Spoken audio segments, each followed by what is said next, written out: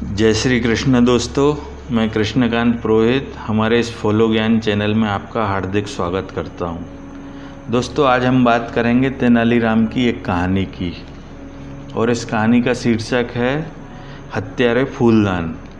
फूलदान मतलब flower pot. दोस्तों, यदि आपको ये कहानी पसंद आती है तो चैनल को सब्सक्राइब कर लें और वीडियो को लाइक कर दें। तो चलिए दोस्तों, कहानी शुरू कर लेते हैं। एक बार राजा कृष्णदेव राय ने अपने राज्य में वार्षिक उत्सव बड़ी धूमधाम से मनाया। तो उसमें कई देश के राजाओं को आमंत्रित किया गया था। तो सभी राजाओं ने राजा कृष्णदेव राय को भेंट स्वरूप कुछ न कुछ उपहार दिए। तो सभी उपहारों में से एक राजा के दिए हुए 4 फूलदान राजा कृष्णदेव राय को बेहद पसंद आए। उन्हें इस कदर पसंद आया कि उन्होंने वो चारों फूलदान के रखरखाव के लिए, देखभाल के लिए एक सेवक को तैनात कर दिया।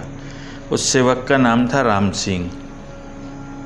राम सिंह को तैनात करते हुए उन्होंने सख्त हिदायत दी कि इनके रखरखाव में यदि लापरवाही से कोई भी फूलदान टूटता है तो राम सिंह को मृत्युदंड दे दिया जाएगा।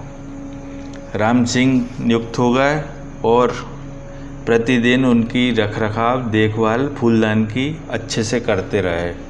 लेकिन एक दिन अचानक राम सिंह के हाथ से एक फूलदान टूटकर गिर गया और ये खबर राजा को मिल गई।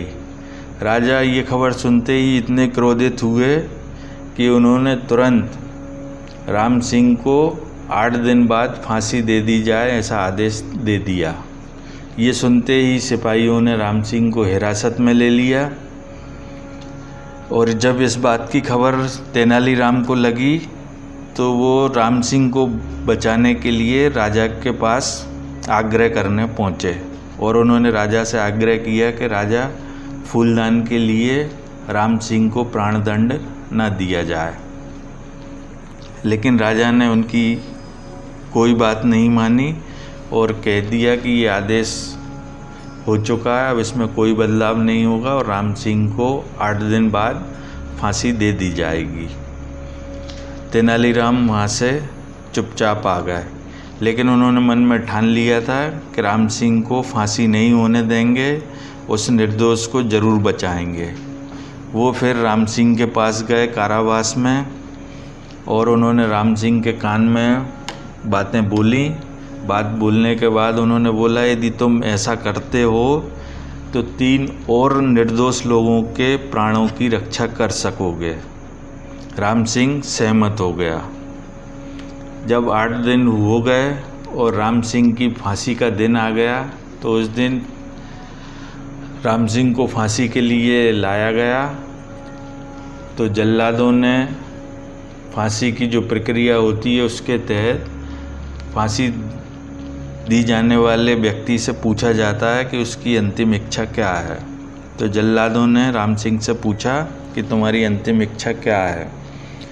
राम सिंह ने कहा, जो 4 फूलदान थे जिनमें से एक मेरे से टूट गया, बाकी के 3 फूलदान हैं, मैं उन्हें देखना चाहता हूँ। जल्लाद ने राजा से कहा कि राम सिंह की अंतिम इच्छा है कि उसे वो 3 फूलदान और देखने दिए जाएं।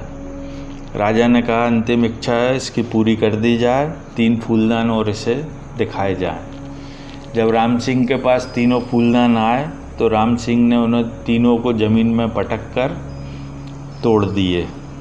ये देखकर राजा बेहद आग बबूला हो गए, क्रोधित हो गए और कहने लगे राम सिंह से, जब तुझे आज फांसी मिल रही थी तो तूने ये तीनों फूलदान और क्यों तोड़े? इन फूलदानों को तोड़ने से तुझे क्या हासिल हो गया, क्या मिला तुझे?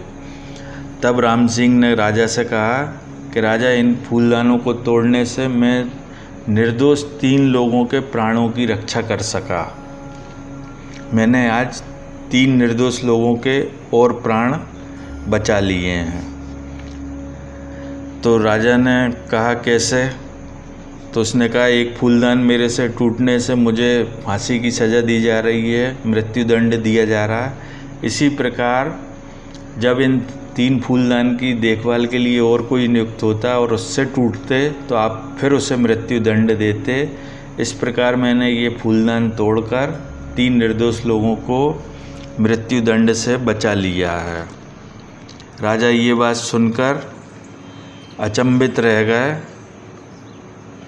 फिर उन्होंने आराम से सोचते हुए कहा कि तुम्हारे मन में ये विचार आया कैसे कि तीनों फूलदान तोड़ दिए जाएं जिससे निर्दोष लोगों को बचाया जा सके।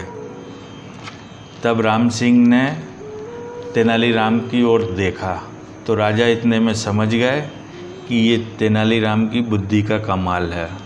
फिर उन्होंने तेनालीराम से कहा, धन्यवाद दिया तेनालीराम को कि आज तुमने मुझे एक निर्दोष के प्राण लेने से बचा लिया, और नहीं तो आज मैं एक निर्दोष को मृत्युदंड देने जा रहा था, उससे तुमने मुझे बचा लिया। और मुझे आज एक सीख भी, शिक्षा भी मिल गई है कि क्रोध के समय अपने विवेक को नहीं खोना चाहिए, हमेशा बुद्धि से काम लेना चाहिए।